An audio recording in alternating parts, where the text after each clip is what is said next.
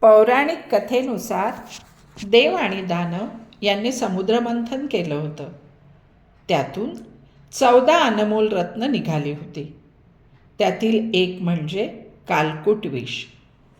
हे हलाहल हे विष इतकं जहाल होतं की संपूर्ण ब्रह्मांड नष्ट करण्याची क्षमता यामध्ये होती. आपल्या या सृष्टीला जीवदान मिळावं म्हणून भगवान शिवशंकरांनी हे जहाल हलाहल स्वतः प्राशन केलं आणि आपल्या कंठामध्ये साठवलं. भगवान शंकरांचा कंठ निळा झाला आणि सर्व शरीरामध्ये दाह सुरू झाला. वैद्यराजांनी शिवशंकरांना रात्र जागून काढण्याचा उपाय सांगितला. अंगाच्या होत असलेल्या या आगीमुळे, या दाहामुळे त्यांनी तर तांडव नृत्य केलं. देवादिकांनी रात्रभर गायन नृत्य करून रात्रीला जागरण केलं आणि तेव्हापासूनच याला महाशिवरात्री असं म्हणायला लागले.